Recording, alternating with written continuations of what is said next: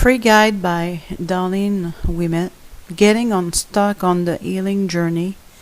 Answers to the most popular questions asked on Emerging from Broken.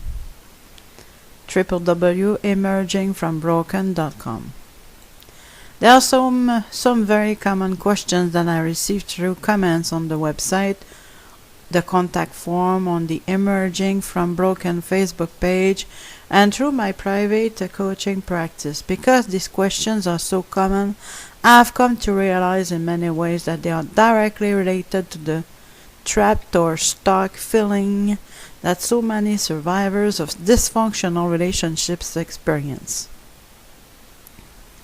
These questions are at the roots of depression and disorders. These questions hold the key to understanding self-esteem and how self-esteem and self-worth become so damaged in the first place. Understanding where these questions come from contributes to understanding why and where people get stuck on the journey to emotional healing. How can I learn to love myself when I have been told by mom, dad, grandparents, and teachers that I am worthless? Other ways of asking this question could be, how can I go against my parents' opinions of me? And how can my parents be wrong?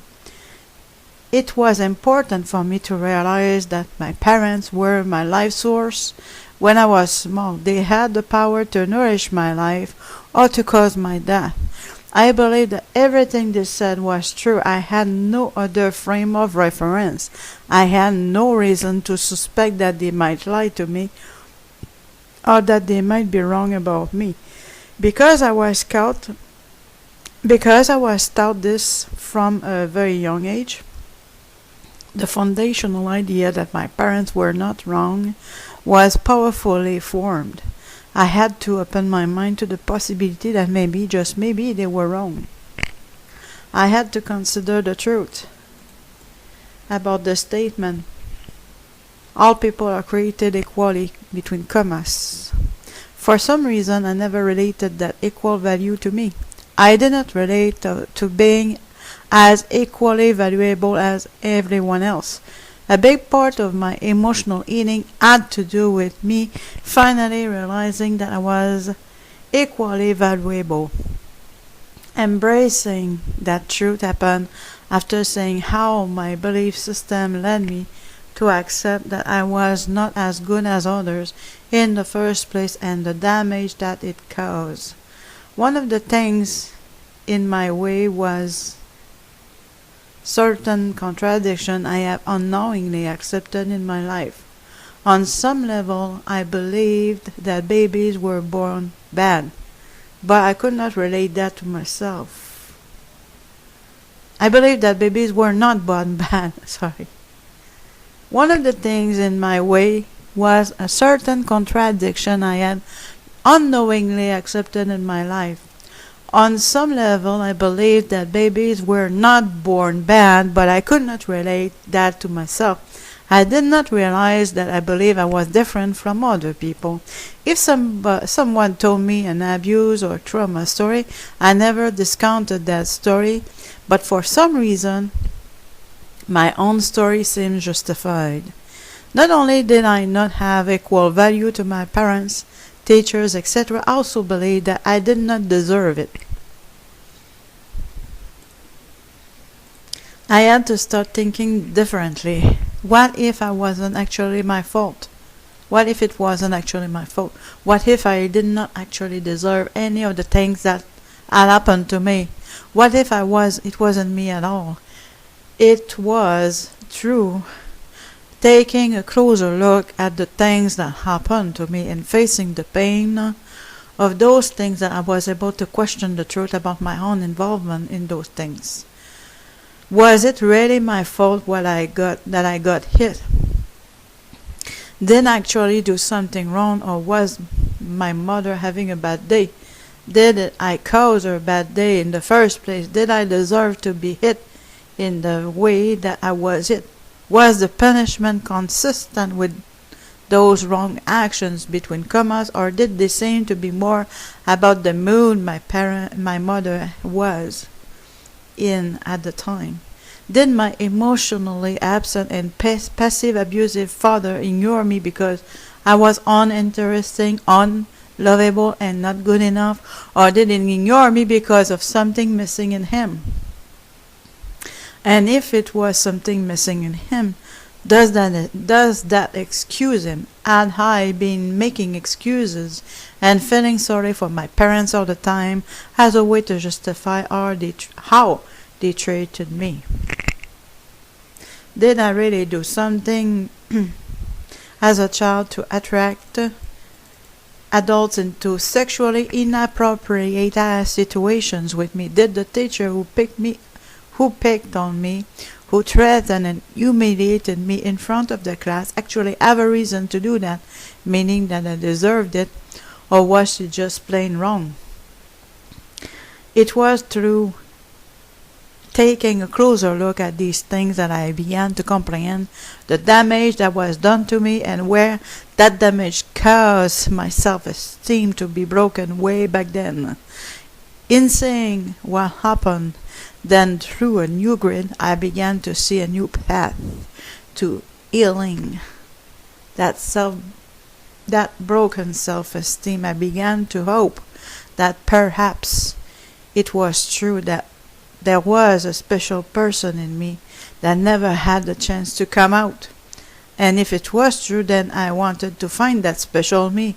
As it turned out, those people were all wrong about me.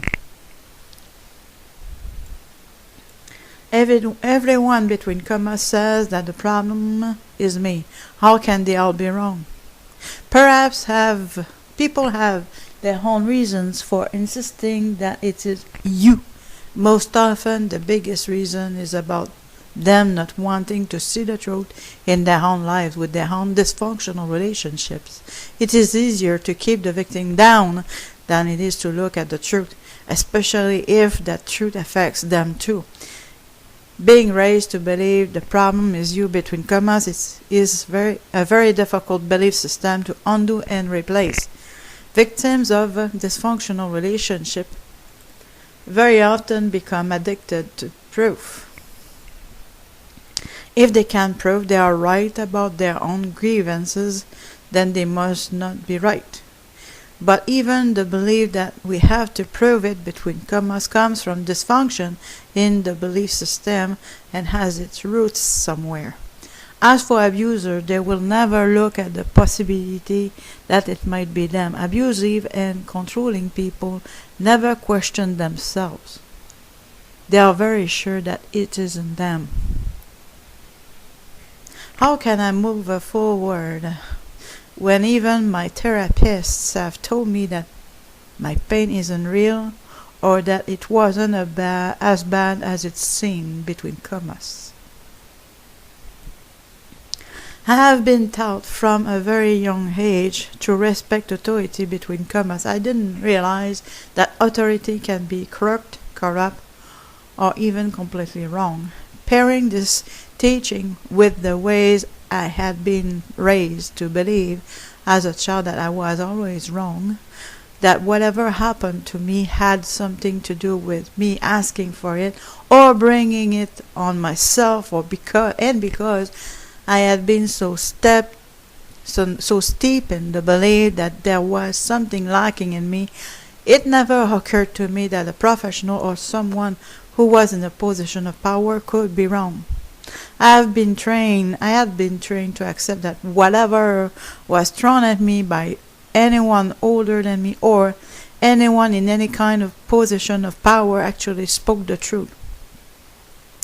I was also convinced that I didn't know better than anyone else, that everyone knew better than me. I had to consider that those people, those other human beings with their own grid of understanding, their own pasts, their own dysfunction, might perhaps be wrong. My hope came from meeting someone else who said there was a way to heal when all others before told me that it was a matter of forgiveness, letting it go, and leaving the past behind. Between commas. I don't have many memories of what happened to me. How can I find the root or origin of where the broken began?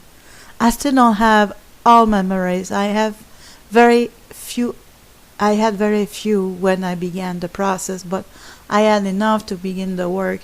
I looked for patterns and hidden messages that I received when my needs were not met. I looked at times I was shut down, silenced, or threatened, and the message that I got from those events. I looked at how my fears had developed, and if there were still valid fears now that I was an adult. I began to understand the ways that I learned to cope, to survive, and to just get by. When I look at just 3 memories, I started to see the pattern of how that belief system began forming in childhood. The amount of memories to work with has never held me back from healing. My abusers are dead. How can I get resolution? Question. Resolution has nothing to do with abusers. Believing that it does is a very common misunderstanding. The solution does not lie with the perpetrators of abuse or mistreatment. Closure comes from facing the pain, validating the abuse, and changing the belief system that formed because of that abuse. None of this emotional healing work depends on anything from the people who did the harm. Question. Do I have to go no contact with my parents in order to heal? Answer. I didn't confront my parents or talk about any of my childhood realization with them for the first year that I was in the healing process. I spoke to them regularly as though my healing process had nothing to do with them. I was focused on how to overcome my depressions and the depth of unhappiness that I felt. I spent a lot of time coming out of the fog. There was no timeline between commas, and there were no musts between commas. I gave myself permission to take my time looking back, discovering the false belief system and how it got there, and taking down the rotten foundation so that I could start building a new one on which to proceed with healthy relationship. I was very thoughtful about everything, examining the truth for a long time before I confronted first my mother. Even as I began to see where the damage began and how it related to my mother and father, I thought of going no contact never even occurred to me. But as I dug deeper into the formation of my belief system, I saw that the dysfunction and the sided relationships I had with my parents and their misuse of power and control in my life still existed, and I began to realize that I needed better boundaries with them. At that point, I did not consider that I would end up in a no-contact relationship with either of them. Perhaps if I had suspected that would end up that way, I would not have been interested in continuing the healing process. It is important to understand the nature of this, believing that going no contact is not an option between commas, and having an extreme fear of that option or result is because of the belief system formed in childhood. This belief system had taught me that my parents were my lifeline, and without them I could die. In childhood, that was true. It would have been next to impossible for me to survive on the street when I was a kid. Even though this was no longer true in my adult life, that belief system still remained powerful.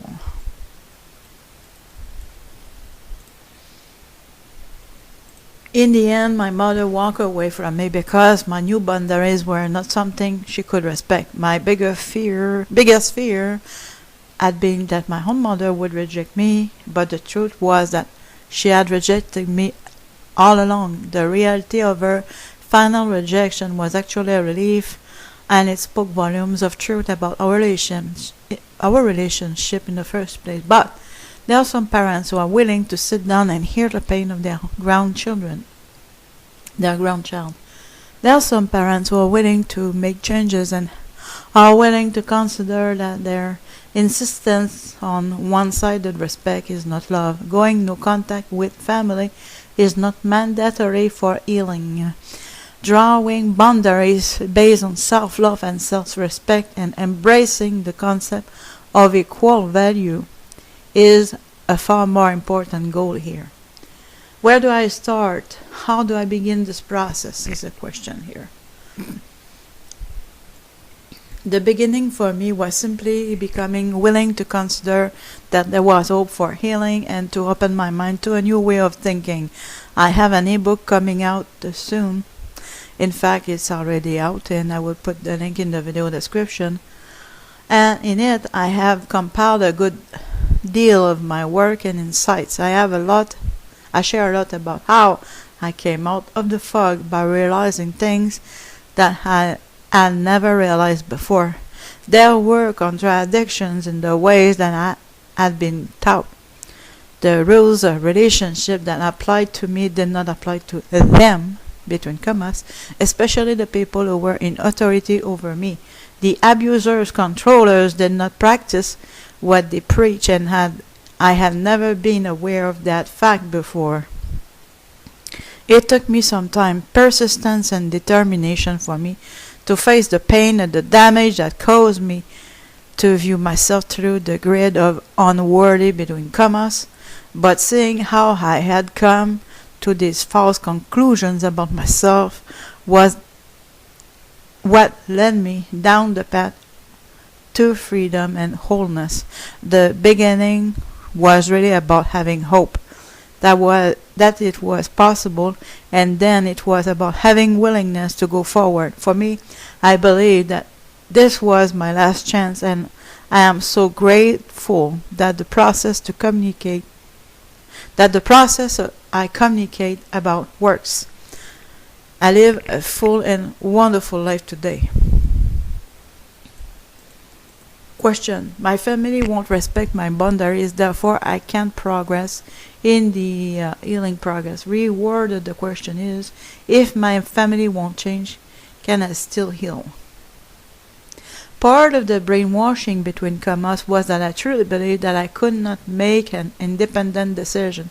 For years I got the message that I was not capable of thinking for myself, that my decisions were usually wrong, and that I didn't know that what was best for me or for anyone else. This message undermined my confidence, and eventually I didn't even know that I could make a decision or come to a conclusion or have a feeling without putting it through their grid.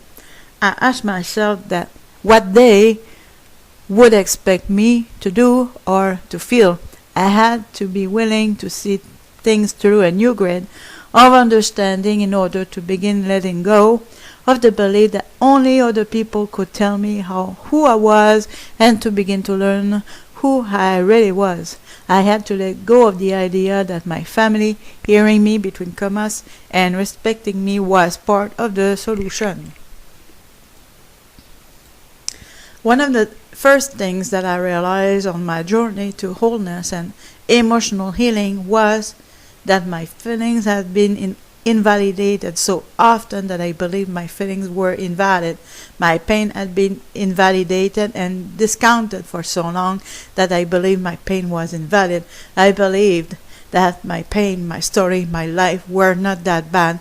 I believed, just as I had been told over and over again, that I was exaggerating, and I learned to discount myself, my pain, and my feelings in the same way I had been discounted by the adults and caregivers in my life. I believed that it was just me between commas.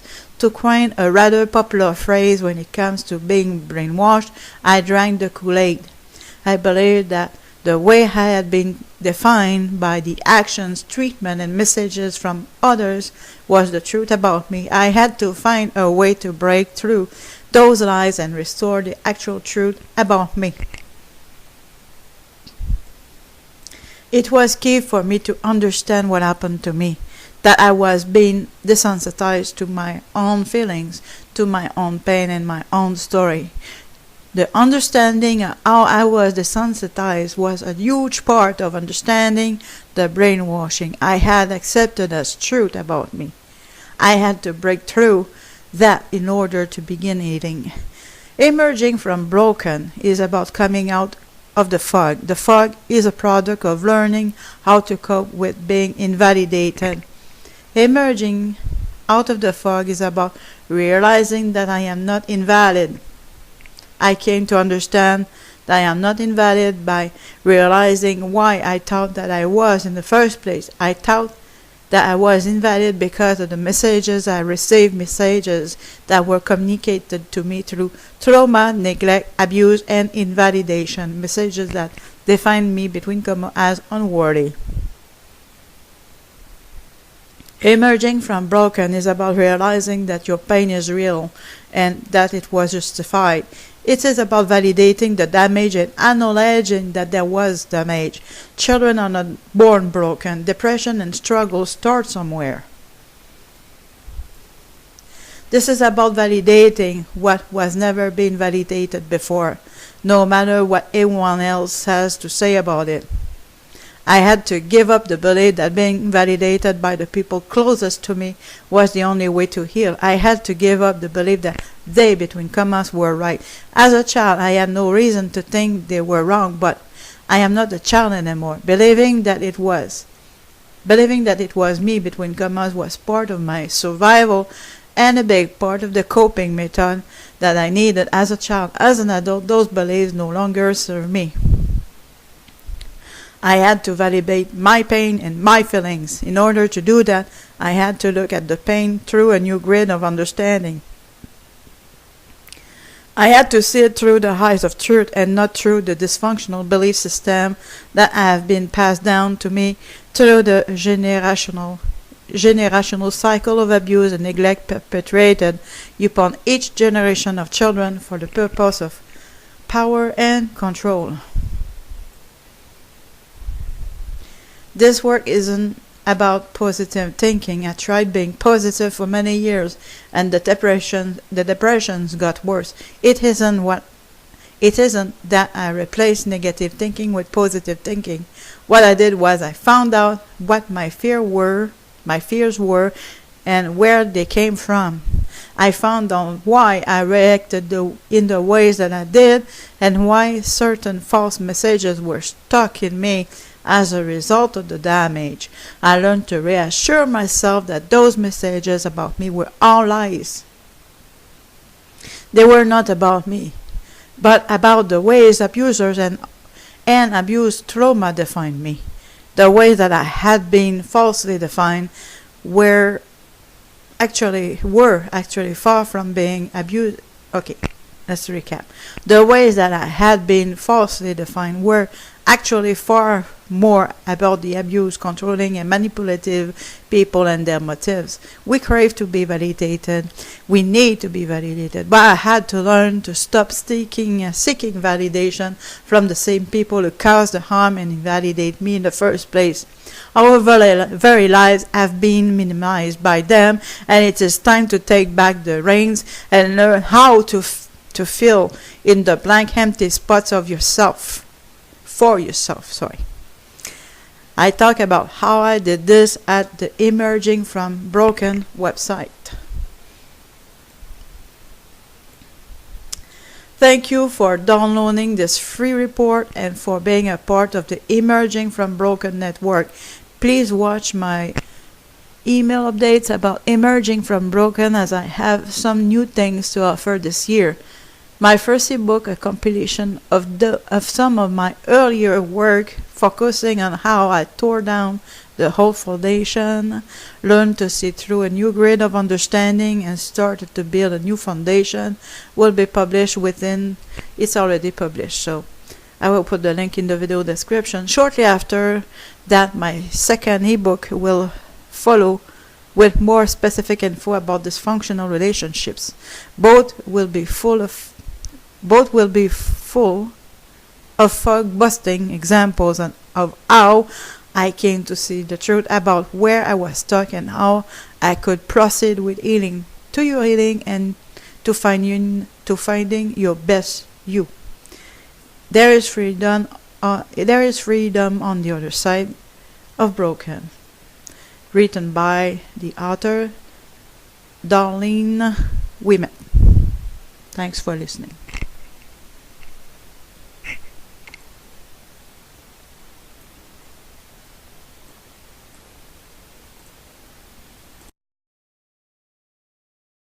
Not as good as others in the first place, and the damage that it caused. One of the things in my way was certain contradiction I have unknowingly accepted in my life. On some level, I believed that babies were born bad, but I could not relate that to myself. I believed that babies were not born bad. Sorry. One of the things in my way was a certain contradiction I had unknowingly accepted in my life. On some level, I believed that babies were not born bad, but I could not relate that to myself. I did not realize that I believe I was different from other people. If someone told me an abuse or trauma story, I never discounted that story, but for some reason, my own story seems justified. Free Guide by Darlene Ouellet, Getting Unstuck on the Healing Journey, Answers to the most popular questions asked on Emerging from Broken. www.emergingfrombroken.com. There are some very common questions that I received through comments on the website, the contact form on the Emerging from Broken Facebook page, and through my private coaching practice. Because these questions are so common, I have come to realize in many ways that they are directly related to the trapped or stuck feeling that so many survivors of dysfunctional relationships experience. These questions are at the roots of depression and disorders. These questions hold the key to understanding self-esteem and how self-esteem and self-worth become so damaged in the first place. Understanding where these questions come from contributes to understanding why and where people get stuck on the journey to emotional healing. How can I learn to love myself when I have been told by mom, dad, grandparents, and teachers that I am worthless? Other ways of asking this question could be, how can I go against my parents' opinions of me, and how can my parents be wrong? It was important for me to realize that my parents were my life source. When I was small, they had the power to nourish my life or to cause my death. I believe that everything they said was true. I had no other frame of reference. I had no reason to suspect that they might lie to me. Not only did I not have equal value to my parents, teachers, etc., I also believed that I did not deserve it. I had to start thinking differently. What if I wasn't actually my fault? What if it wasn't actually my fault? What if I did not actually deserve any of the things that had happened to me? What if it wasn't me at all? It was through taking a closer look at the things that happened to me and facing the pain of those things that I was able to question the truth about my own involvement in those things. Was it really my fault that I got hit? Did I actually do something wrong, or was my mother having a bad day? Did I cause her a bad day in the first place? Did I deserve to be hit, or that they might be wrong about me? Because I was taught this from a very young age, the foundational idea that my parents were not wrong was powerfully formed. I had to open my mind to the possibility that maybe, just maybe, they were wrong. I had to consider the truth about the statement, all people are created equally, between commas. For some reason, I never related that equal value to me. I did not relate to being as equally valuable as everyone else. A big part of my emotional eating had to do with me finally realizing that I was equally valuable. Embracing that truth happened after seeing how my belief system led me to accept that I was not